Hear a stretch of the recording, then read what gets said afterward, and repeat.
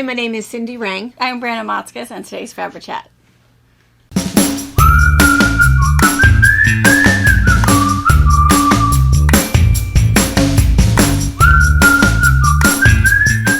Good morning. Hi. So, and of course, it's not really the FabriChat anymore. It's the Maisie Show. Oh. She's got herself a banana teething cookie. Messy. Aww. She's trying to figure out the teeth. She's got 2 top teeth and 2 bottom teeth, and Lizzie's hoping she drops it. Yeah. We'll show Lizzie's you at finally the end. realized, oh, this is the age. This is the age. Give her a piece of licorice. She's got some food, Take and it. she's gonna drop it. So, all right, so let's see. So, if you're new to our channel, I don't know if you are or not. We are a mother, daughter, granddaughter trio. We've owned a quilt shop in Central Washington State for almost 24 years. And we have a large brick and mortar store, about 5,000 square feet, 10,000 bolts. It's okay. I knew you were going to get me. Oh, my goodness. It's okay.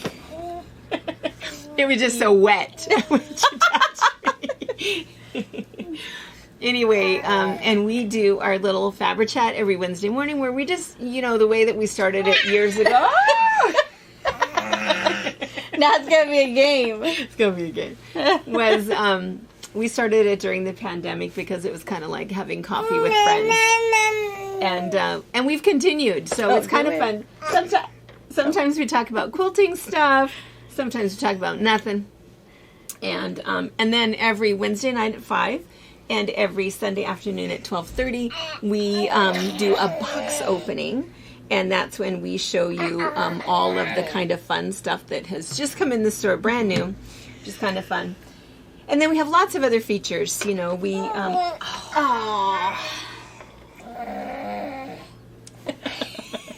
that look of contentment. It's washable. It's just a cookie. And we also have over 450 tutorials and videos on our website where both of us are currently in the middle of doing some block of the month. We've got lots of other tutorials and fun things. So, and we also have our own pattern line, and we have a retreat center. 3 different options for your retreating. So, all right. Okay, I think we're all caught up. No one heard a word I said, right? We know that this is very distracting, and we know that. I have people that say, really, I tried to watch.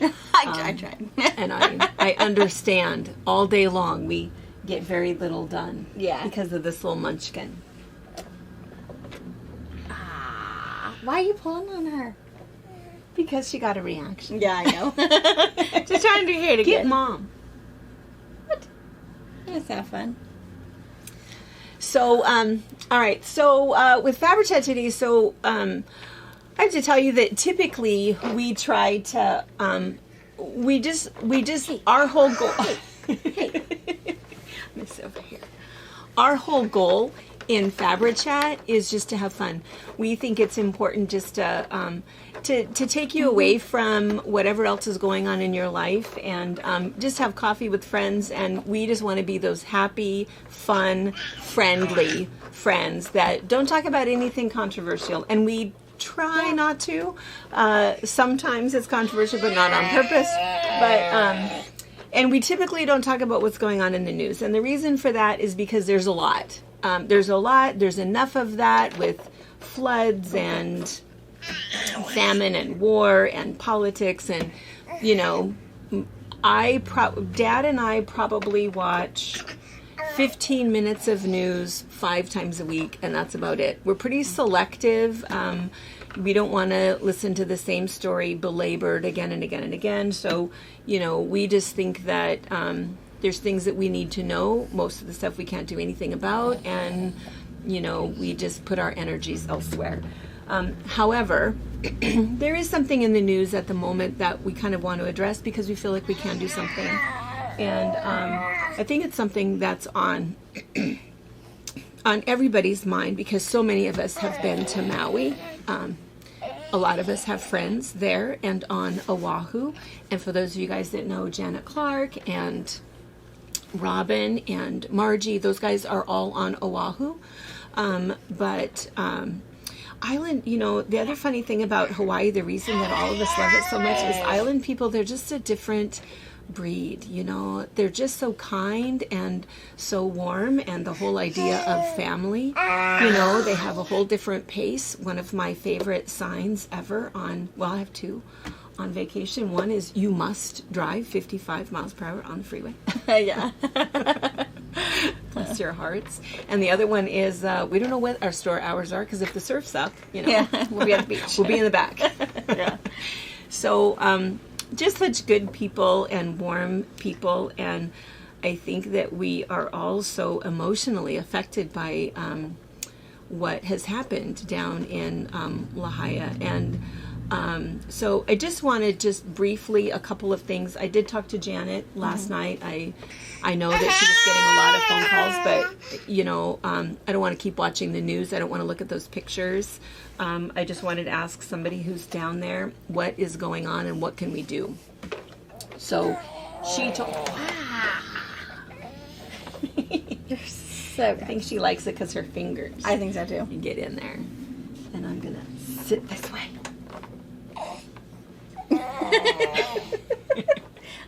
Mace. I love that you can't help but be happy around her, no matter what is happening. You know, that joyful spirit. Anyway, so a couple of details, and I'm just going to go over these icky, gross details for just like 2 minutes, and then I'm going to get to what we're going to do. And then we do have some fun stuff that we want. Oh, excuse you. Some fun stuff that we want to talk about at the end. So we'll get through the gory details because in case you guys had some unanswered questions too. You know, the fire was last Thursday, and what they haven't officially said what caused the fire, but they know that at about 5:45 in the morning, some power lines went down, and there was a little fire that was started far outside of town. And they went out there. They thought they got the fire out, but they didn't. What was happening was Hurricane Dora was passing by, and so they had 80-mile-an-hour winds. Ooh. The 80-mile-an-hour winds were so bad that they canceled school that day. So the kids were home, most of them home alone because the parents had gone off to work. She really wants my sleeve. Yes, she does. It's okay. She can have it. All right, I cleaned her up. Sorry. Give her something else. Yes.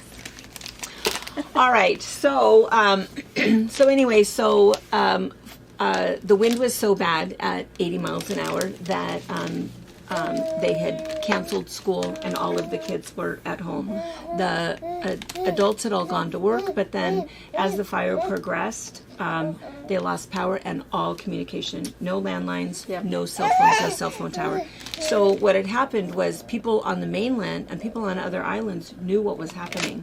They did not know. There was no way to get a hold of those people. And so the fire trucks were out there. They were doing what they could, but more power lines were going down, more fires were being ignited. And then here was the really bad thing, was that 80-mile-an-hour winds was causing the fire to move at a mile a minute. 60 miles an hour is how fast that fire moved. Wow. So you couldn't get away from it. All of those things is like, well, why didn't they get in the boats? There wasn't time. Because we saw a couple of videos where people were standing there going, oh, look, you can see the fire over there. They had no idea how fast it was coming. You wouldn't have thought that it would come that fast right into town like that. So they didn't know what was happening. And the other thing is that there is one road in, one road out. And so when people finally realized what was happening and they got in their cars, they couldn't get out. And so then they got out of their cars and got in the water. The problem with getting in the water is that it's 80-mile-an-hour winds. So the water was rough water and the boats were on fire and there was flying debris. So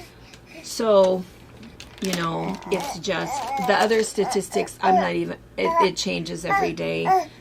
They've searched about 5% so far. Thousands are still missing. Over 1,000 are still missing. And so, how we can help is really the whole idea. Is what we can do now. So there's lots of GoFundMe things out there from specific families that are out doing their own thing. And if there's somebody that you know and you know that person, then I think that's one thing. But be very, very careful, because there's a lot of creepy people that start GoFundMes and it's not the right person. They might even have pictures. If you don't personally know that person, my recommendation to you is do not contribute to that. Don't trust somebody else who's just shared it.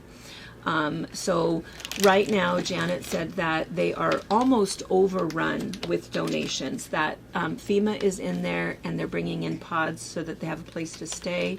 The Red Cross is on the scene helping with short-term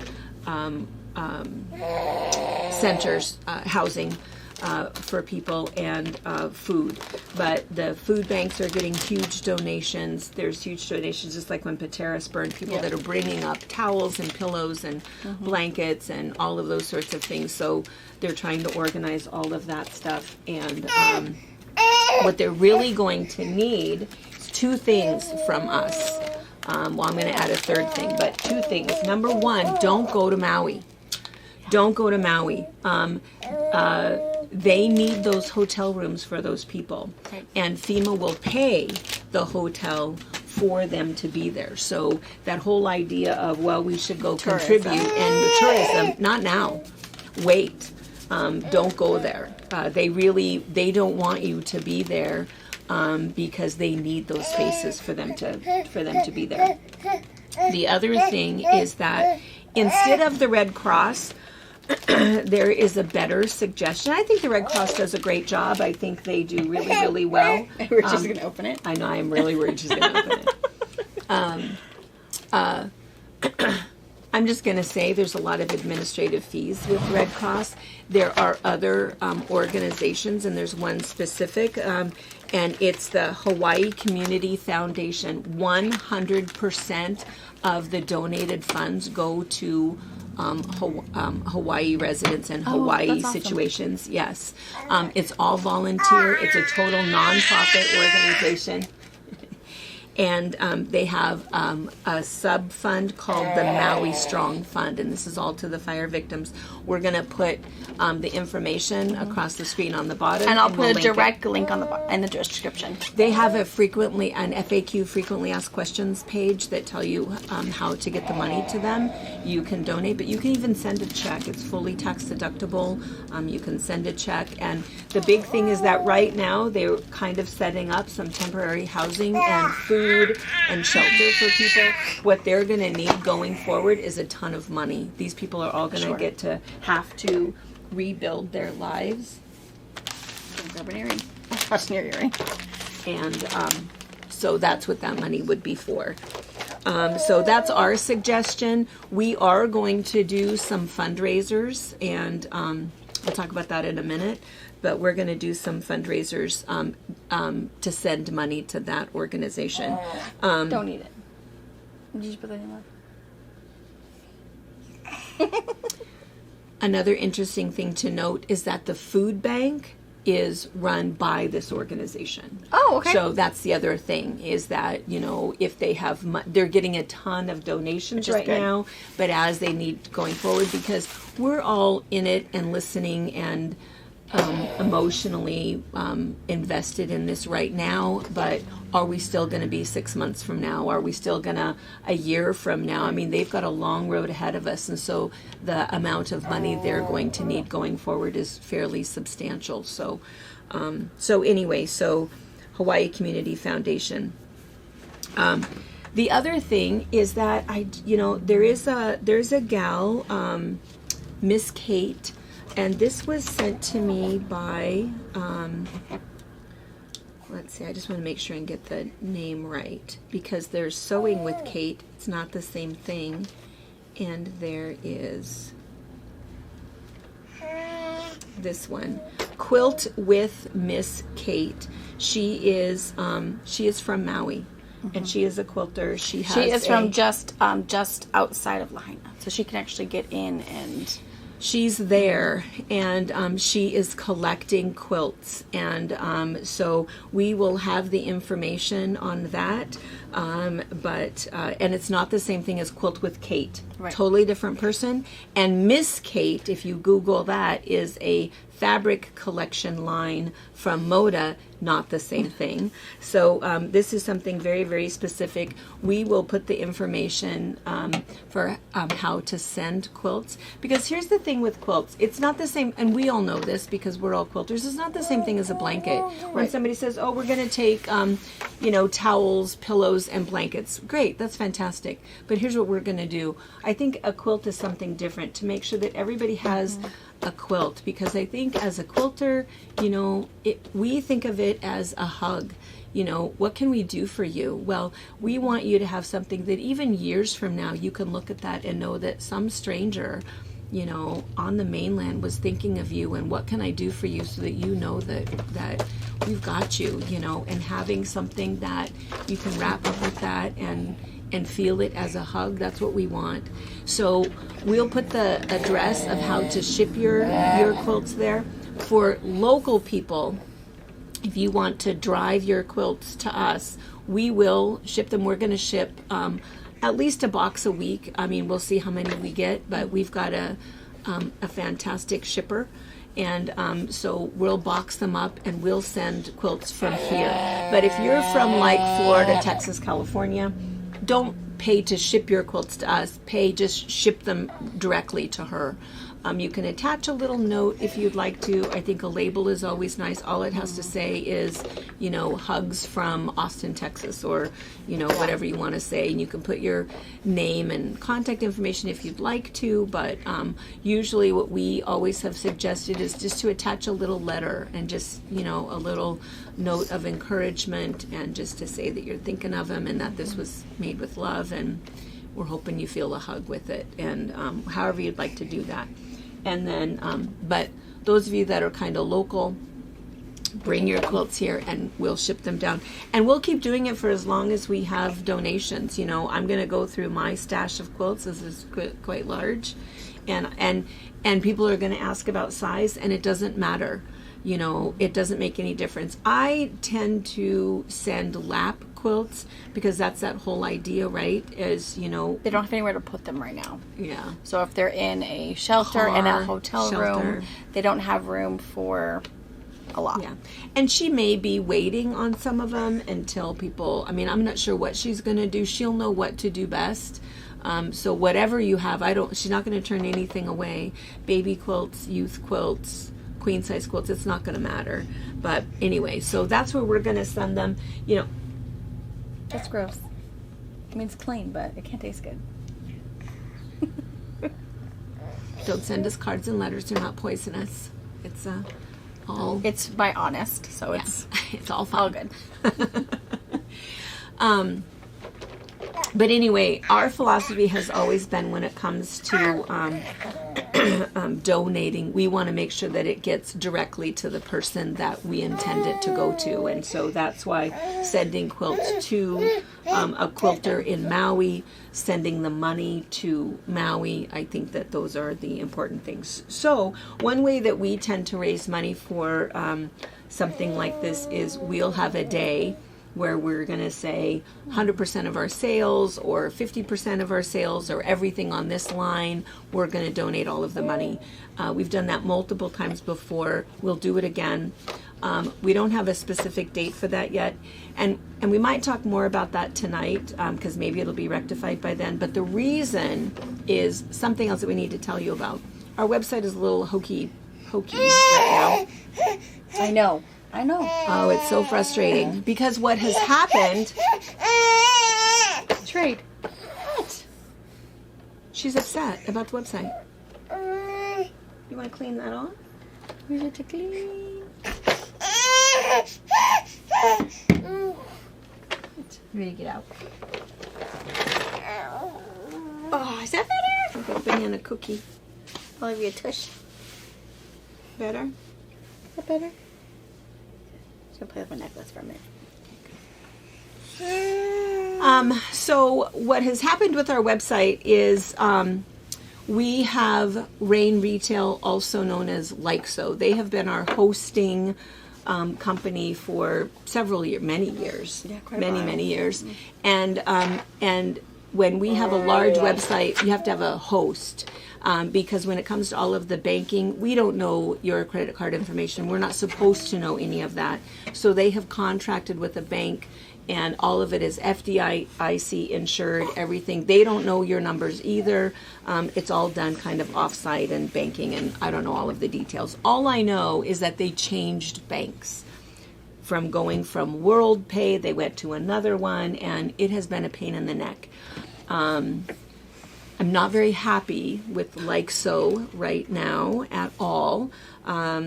This has been going on for a couple of days, and so trying to get somebody to call us back is a little aggravating. But anyway, so the only little side note about that, if you are somebody who is a small business and you're thinking about creating a website, email me privately. I have some information for you.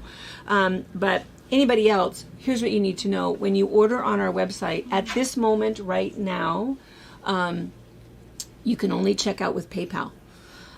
So that's kind of okay, because if you have a credit card or a debit card option, just scroll down to the bottom and you can put in your credit card or your debit card. So it's okay. And it's without creating an account. Yeah. So you can just either sign into your PayPal account and pay that way, or scroll down and use a debit and credit card one-time action. Yes. I think at the very bottom, after you put in your credit card number, your billing information, your shipping information, all of that stuff, there is a box you can check that says, yes, please create a PayPal account. Just check the no box. Yeah. And then all you've done is paid through a secure payment site to that.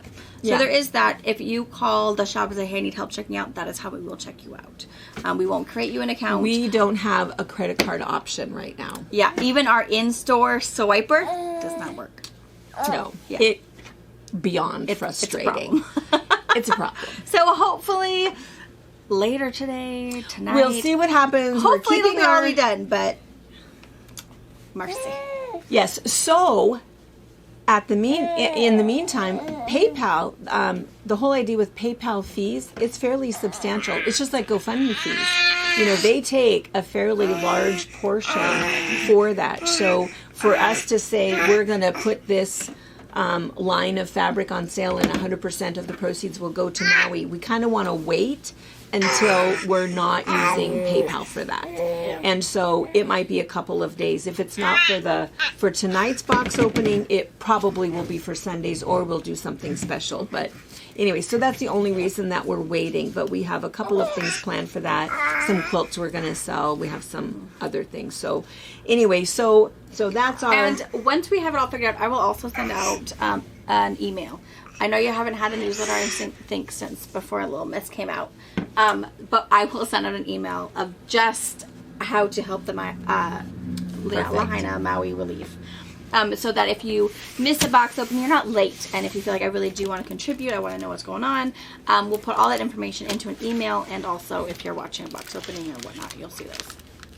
Perfect. All right. Okay. So to recap, don't go to Maui. They don't want you there. They don't want to say that because they think that's mean, but it's factual. Yeah. Don't go. Give them some space. The people there need their space. They need their space. They need to do a couple things, and we will support them and go there later. And for right now, send them your vacation money. And I can't say enough. I think that a local nonprofit organization. Janet knows these people personally. She says that they use them all the time.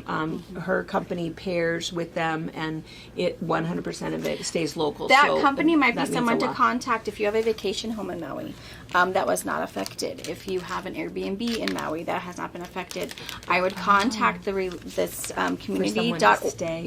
And see if that's a possibility if they're interested. If you're interested in doing that. And so it's just another option. And my guess is if you are Airbnb is probably only doing their own thing, asking those same questions. But probably. My guess is they're doing that. But just think about it. that organization, or if you're wanting to get, we can connect you and Janet via email, and you can chit chat with her if she knows a couple personally that she can vouch for, that they would take care of your home. Just an option. I've been to Lahaina was our last vacation before the pandemic hit. Harper was 1.5 years. It is. We saw all those pictures, and I was just crying. And Robert's like, "What's wrong?" And I said, "Well, it wiped out Lahaina and the banyan tree, and they do think the banyan tree is going to make it." I asked Janet about that. They did help protect the tree. She said, and the other thing that she said there was no water. Yeah. That the water, when they tried to fight the fire, two things happened. And it might not have been her that told me this.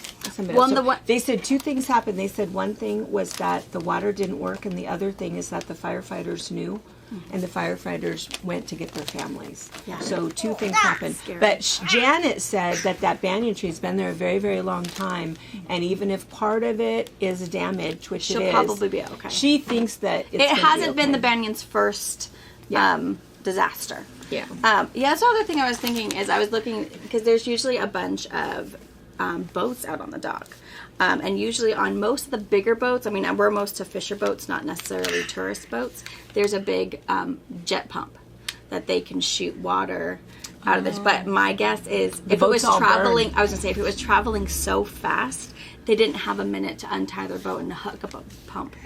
And my guess, if they didn't have gas in there, my guess is there's a whole lot of, I don't even know, but yeah, pretty crazy. So just another option, a way maybe you can help instead of going to your vacation home this time of year. Maybe we can help you get in contact with Janet personally if you have a home that you're willing to let someone live in for a little bit. Yeah, it's an option. Yeah. All right. Okay, let's see. So, in other news, let's see. This weekend, we started going through our little route because 2 things we want to tell you about the Columbia River Cruise. We are hosting a Columbia River Cruise in October. I think we leave on the 6th. I think we set sail on October 6th. I am not sure. There might be still room on the cruise. I never know. What happens is it fluctuates. All of a sudden, there's cancellations. Maybe not in our group, but there's cancellations, and then we can suck those up.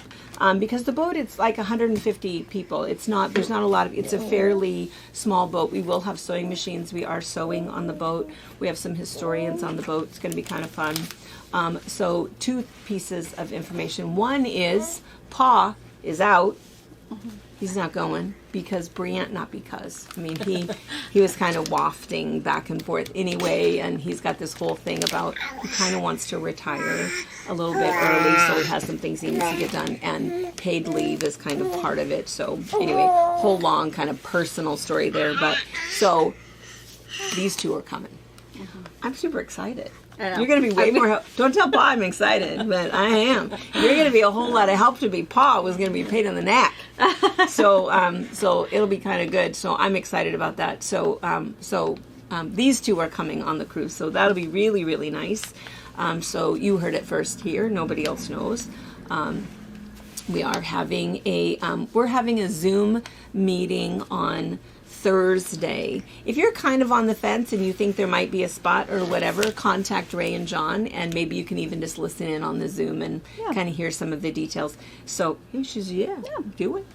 And then the other thing about that was kind of fun was this last weekend, we spent some time kind of driving around practicing the route of where we're taking you guys, because many people, I think a little over half, are coming here for 3 days before we get on the boat. I'm so excited. I'm super excited because I love our area. I love where we live. I love the history. I love the Native American influence. I love the rock formations. I love all of it. And so I'm excited to kind of show that. So we went and we did a bunch of things and kind of finalized all of our plans a little bit, tweaked a couple of little things. So we're super excited about that. But it was kind of funny because I'm not sure if I should mention this or not, because Linda will probably freak out a little bit. Maybe not. But Linda McGregor is a good friend. She's somebody who shops here. Barbara Quilter quilts for her. She's come to 2 or 3 retreats. She's coming on the cruise, and she's coming to the Christmas retreat. Well, her husband, Alex, is also coming. And so, and they're coming on the pre-cruise thing. Oh, so cool. what's kind of funny is that this is Alex. This is her husband, the one who's coming. He has written this book called Counting Sheep. And I was looking for it to see if you could find it on Amazon, and you cannot. But he has written this book about the Columbia Plateau and about raising sheep, the wool industry, the agricultural industry. He is a biochemical engineer, and so he, works on fertilizers, and he does a lot of stuff. The book is really, really interesting, and it's so factual. I mean, it's really quite an account of history. And in fact, he had an uncle, I think, I can't remember now, that was one of our senators. And so there's lots of pictures in here. And to give you a taste of what he knows, the bibliography, so all of the research, 30 pages. Oh! 30-page bibliography. So this man... Dang. So here's my point. This man is going to come and listen to me talk about... Oh, snap. The pressure is on. So if your ears were burning, that's all I kept saying all weekend was, oh, I better make sure this is right. What was this exact date? And, so I keep trying to find Have your little markers in this book. I know. Well, the other thing I was thinking is I thought, well, I have some other tidbits of information, because my goal at the end of every stop is, Alex, did you learn anything? Alex, did you hear something you didn't already know? So we're including a lot of the Native American information and folklore and plant medicine, and anyway, we're adding a lot of sort of weird little things so that Alex can go, wait, what? So anyway, if you're in, I think that this would be a really good... I felt that it was an interesting book. I really, really did like it. But I'm from here. There's even like financial information, and there's the economic impact. It, covers quite a lengthy history about, with droughts and how things changed and got better, got worse, and really how ranchers, sheep herders, farmers all dealt with economic decline. When something happened, what did you do to make it better? What did you do? And that whole resilient generation that figured it out. So I thought it was really interesting. But depending upon what your major is, I really felt like the whole time I was reading this, I thought it should be a textbook. Now, I don't know if that is a compliment or not. I feel like it is a compliment that people who are learning about this should read this, but I don't want you to think that means that it's dry. If you want a copy of it, I don't know how you're going to get one, but email me. I will put you in touch with Linda. What? You're a little loud. Sorry. And you too could have this. It's pretty good. But it's all about the Columbia Plateau, and anyway, it's really good. But anyway, so it's been kind of funny because I'm trying to find enough interesting information that I know I'm not going to impress Alex, but if I can entertain him, that's a good thing. That is a good thing. And then I brought this because I thought it's been kind of fun. We've been experimenting with all of these fresh vegetables that we're getting. And oh my gosh, this is like, don't you feel like this is one of the best things you've eaten? Oh my gosh, it's so good. So here's the funny thing about this. If you look at this packet, He's like, she loves the sound of plastic. So this is Russian, Ukrainian, whatever. Oh, did that paper cut you? Poke you? It is a Ukrainian dish, and what it is it's all you do with this is it's shredded carrots, and after you shred your carrots, you take a little saucepan and you put about 3 tablespoons of oil, and you heat the oil to pretty hot, and while you're heating that oil, you put 2 teaspoons of garlic, minced garlic in there. And then on top of your carrots, you put this seasoning packet and about a capful of vinegar. And then you take this hot oil, just you kidding. And you pour the oil over the carrots. Stir it all up. They said that they take their hands, both Brianna and I was like, nah, it ain't happening. I can very well do it with a spoon. I'm not touching it. So just because I don't like the idea of somebody touching my food, and so I don't touch anybody else's food generally. But anyway, so you stir it all up really, really good and put it in the fridge and you eat it cold.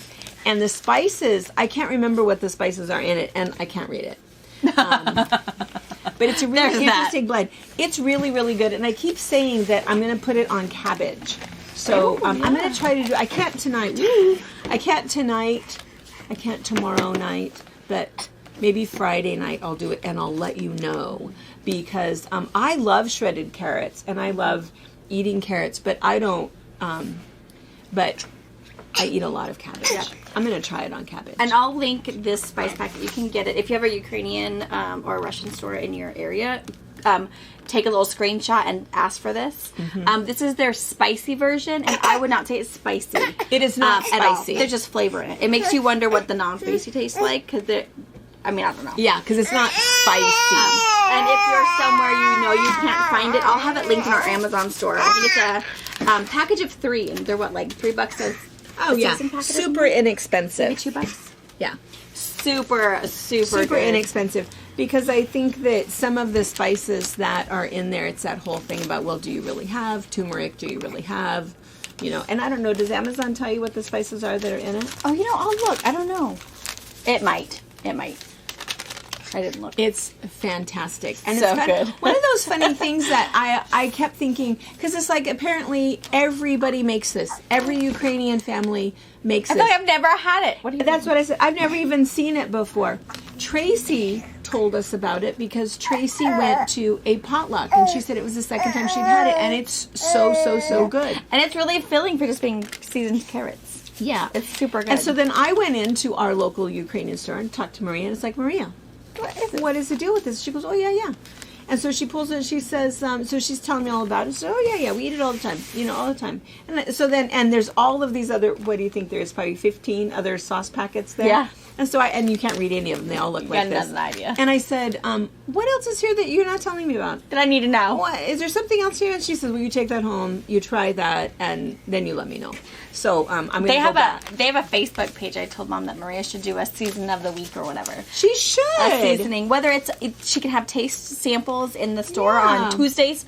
But just to show some of those hidden things that we have no idea what we're even looking at. I know. I feel like this is something I have to share with everybody. And I wish I would have tried it on cabbage first, but I am 100% positive it's going to be fabulous on We're going to cabbage. have it during my Mission Burger retreat. It's going to be in our It's going to be on our menu every time. It's also going to be on the menu for the Christmas retreat. I don't know why she's being limp. We're just swaying in the breeze.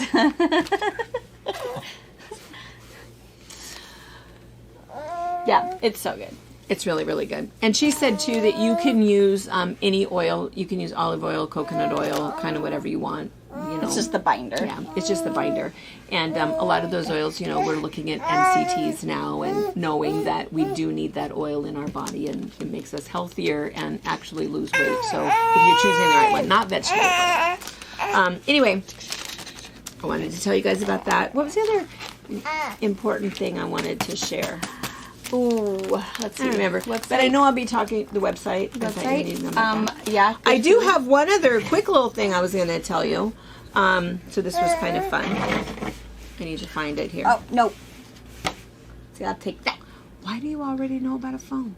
You should not know about a phone. My phone case is shiny. Oh. So it sparkles. And she loves looking at herself in a mirror. So I don't think it has anything to do with what the phone can give her. I think it's just the shiny. The shiny? The shiny. She's sleepy. Some of you guys said, I think we already mentioned this, that she pulls on her ear, not because she has a ear infection. It's because that's she's her sleepy. tired. Wyatt does the same thing. Sure you don't eat any of that. My dog taught me this. You try it.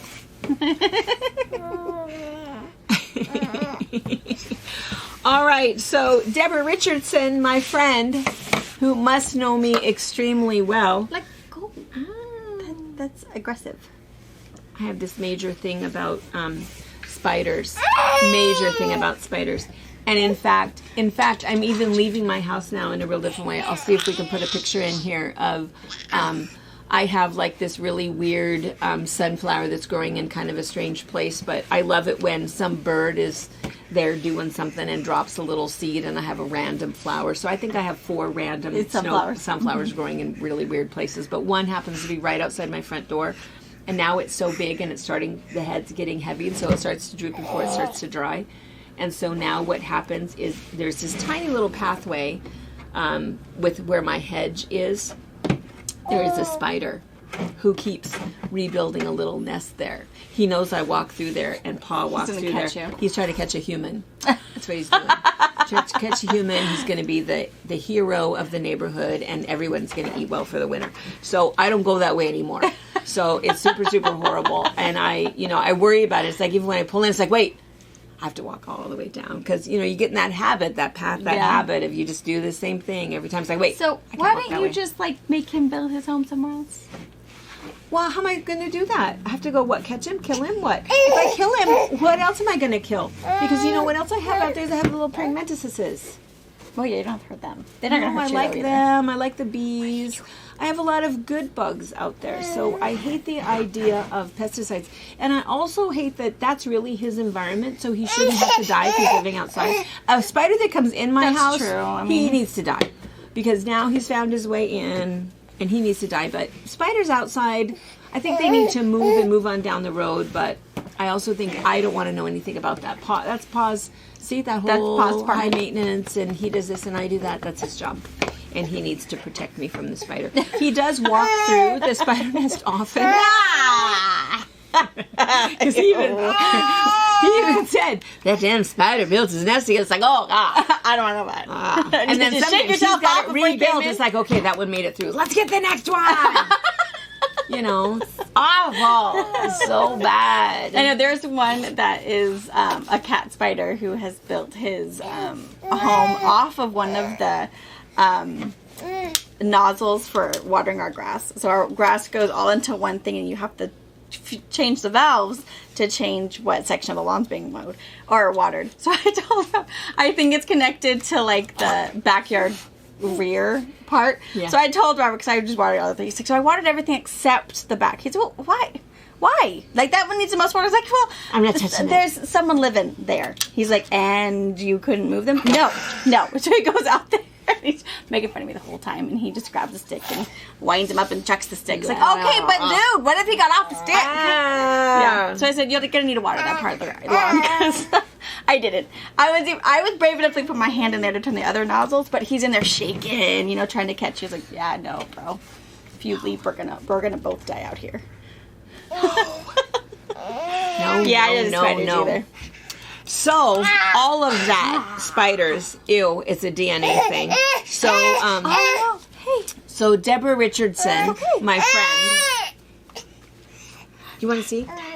Sent me this picture, and all she said was, for you. For you. Reasons to put your toilet paper on. Oh! No! You don't even know what you're looking at. Nope.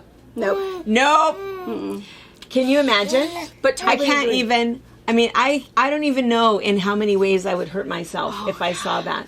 Because obviously you would run. Obviously pants would be down. I don't even know. And at what point were you in the process when you saw that? I just don't even know. Don't want to know. And I want to know the kind of person that. Oh, let me get a picture of that. I would not take a picture of that. Would you take a picture? Well, there's Lizzie. Anyway, thank you, Deborah. New ways to die. We're going to add that to our list of things to have nightmares about. Watch the toilet paper roll. Yeah. All right, you guys. Well, thank you so much. I think. What's the quote behind us? Oh, it's just a split 9 patch. Split 9 patch. This is just a super easy. We used to demonstrate this one in the shop all the time, and we'd say, "Let me just show you how to make it." And then they'd say, "Well, do you have a pattern?" Well, no. I just showed you. I showed you how to do it. It's like, yeah, but you have a pattern, and it's just one of those ones where you make a 9 patch. Any size, it doesn't matter. 5-inch squares, 4-inch squares, leftover 3-inch squares. Nobody cares. Make a 9 patch. cut it in half and in half again and swap them. You can turn them in a couple different directions and it makes that. What's happening? Don't look at that fabric. Yeah, don't zoom in. Don't look at it. Don't zoom in. Probably don't have it. Don't look. Don't waste Don't your look, time. Ethel. We do have a little Western section. I will link to the description below if you're looking for some Western fabrics. But don't do it. Don't look. Don't They're zoom in. looking. I know. Don't zoom in. You I'm get. gonna eat it. Should we? You ready for a drink? Should we go get a bottle? She said, "Get your bite of that." She limed it even.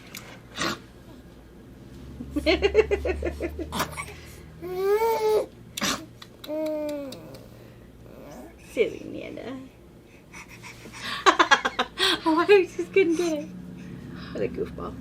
Such a goofball. All right. Thanks for hanging out with us this morning. Thanks, you guys. Thanks so much. And we'll see you tonight. Bye.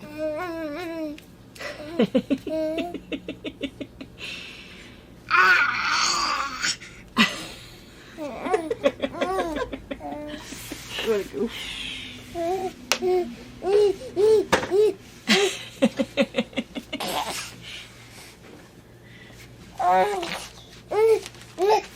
Okay.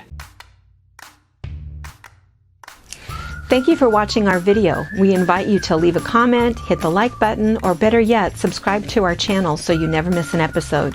You can also visit our Instagram, Twitter, Facebook, or Pinterest pages, or find all of those things and our online store at FabricPatch.net. Give her a present like there's somebody. What you got right there?